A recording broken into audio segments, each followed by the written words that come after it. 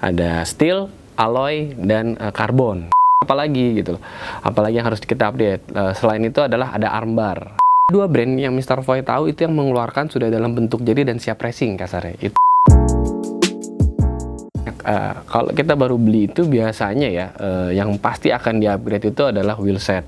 Wheelset itu velg dan beserta dan bannya gitu. Kemudian apalagi gitu, apalagi yang harus kita update. Selain itu adalah ada armbar atau handlebarnya dia, si stangnya gitu kan. Upgrade handlebar pun itu biasanya satu set tuh, stem sama adaptornya gitu. Nah kemudian adalah seat post dan saddle-nya atau kursinya gitu ya.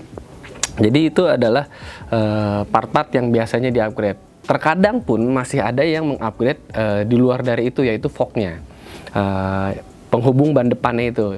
Jadi kalau kalian ada tahu sepeda, ada bagian frame dan di bawah yang untuk megang roda depan itu namanya fork. Nah terkadang itu ada orang tua atau parents yang mengganti forknya juga gitu. Nah itu pun harganya variasi ya, variatif. Kalau contoh kita ambil contoh wheelset aja itu mulai dari range 900.000. Oke, dari 900.000 sampai ada juga yang harganya satu velgnya itu satu setnya sekitar 6 jutaan. Koreksi ya kalau misalkan saya salah gitu. Jadi kenapa harga sepeda itu bisa belasan juta? Ya karena memang spare partnya itu bisa dibilang mahal. Tapi apakah ini mengecilkan niat para orang tua untuk membeli ataupun mengupgrade? Tidak gitu loh.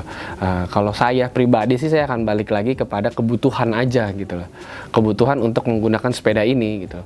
Si anak nyaman dengan settingan sepeda ini ya tidak perlu ditambah-tambah lagi, dalam artian dia nyaman dengan bahan alloy ya. Secara kasat mata saya tidak perlu mengganti part itu atau frame itu dengan karbon, seperti itu aja sih. Itu balik lagi sih kepada pribadi masing-masing ya.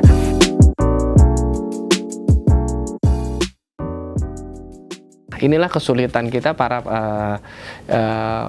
hobi ya atau para pecinta sepeda push bike gitu ya, mencari toko offline-nya gitu. Karena boleh dibilang toko offline-nya itu masih sangat jarang.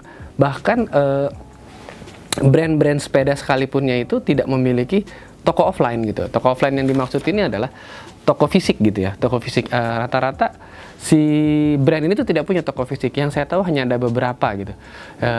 Salah satunya itu adalah Run and Race. Run and Race itu adanya itu dia itu di Bike Park Velves UI. Dia itu ada toko di situ dan kemudian di situ dia juga ada jasa untuk bengkelnya. Jadi kalau misalkan kita mau masang di situ langsung bisa dibenerin dan bisa konsultasi juga sama orangnya yang si penjualnya.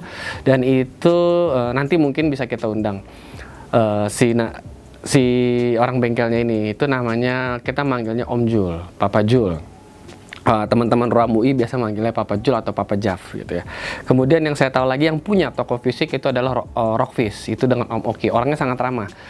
Itu lokasinya di sekitaran Kemayoran.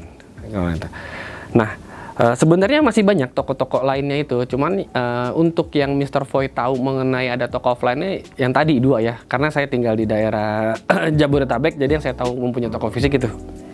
Kemudian ada lagi sih yang lain, kayak kalau kalian cari di Instagram itu ada toko push bike, ada helm push bike, lalu kemudian ada lagi kalau nggak salah itu toko balance bike deh, saya lupa. Oke, banyak sih sebenarnya gitu. Kalau kalian bisa mencarinya di balance bike shop. Pasti helm protektor itu wajib gitu loh. Karena kita sayang anak kita, masa kita tidak ngasih helm ke anak kita gitu loh. Karena badan anak kita sangatlah berharga gitu kan. Alangkah baiknya dijaga gitu. Jangan sampai kita menyesal gitu kan. Apalagi kalau nanti para teman-teman atau para parents yang sudah mencoba untuk mengikuti anaknya ke dalam kejuaraan race gitu, pasti akan merasakan betapa bergunanya itu fungsi dari sebuah helm itu gitu loh. Lalu kemudian suka lagi ada yang bertanya, saya mau bikin jersey ini gitu, aparel itu di mana ya? Banyak yang jual, tapi rata-rata itu memang mereka itu online store. Teman-teman harus mengukur sendiri dan mencoba mengukur badan anaknya lalu diberikan ke si penjual gitu. Referensinya apa aja? Referensinya itu ada beberapa ya yang Mr. Foy tahu, yaitu ada flash, atau kemudian ada pecel gendar, ini yang biasa dipesan. Jadi itu ada flash, pecel gendar, Moswell, BTMX, kemudian ada Fortune Oak, kemudian ada KN Jersey, Selain itu juga ada, kalau mau butuh baju-baju yang agak sedikit lebih funky, lebih keren itu, atau lebih nyeleneh dari jersey-jersey yang ada, itu bisa lihat Rockin Riders Apparel gitu. Itu bahan kaos, beda dengan bahan jersey, dia tuh agak nyeleneh juga, bagus tapi lucu lah untuk anak-anak dipakainya. Yang Mr. Foy tahu itu yang mengeluarkan sudah dalam bentuk jadi dan siap racing kasarnya. Itu ada Strider GTR, dan kemudian itu ada keluaran dari Bike8 Aero Full Q6 gitu. Itu full bike keseluruhannya ya. Udah siap race lah kasarnya gitu. Udah tinggal jalan race aja. Nah, sempet ada bocoran juga dari salah satu teman gitu ya, mengenai Bike8 Aero 6 ini. Strider dan Strider GTR dan Aero 6 ini dua-duanya berbahan karbon ya sepedanya. Nah, range harganya kalau yang Mr. Foy tahu itu Strider di kisaran harga 12 juta something gitu. Nah, sedangkan Aero 6 full bike ini belum bisa dirilis harganya karena ada bocoran nih buat kalian. Ini Mr. Foy juga baru dapat informasinya. Sepeda itu akan datang di bulan Desember ini gitu loh. Jadi sepeda itu akan rilis dan dijual, dipasarkan di Indonesia di bulan ini gitu. Dan katanya juga sepeda itu sudah ada logo SNI gitu. Biasanya sepeda-sepeda yang datang dari luar itu belum ber-SNI, tapi yang didatangkan oleh salah satu brand ini adalah sudah SNI, yaitu Bike8 Aero Q6 gitu.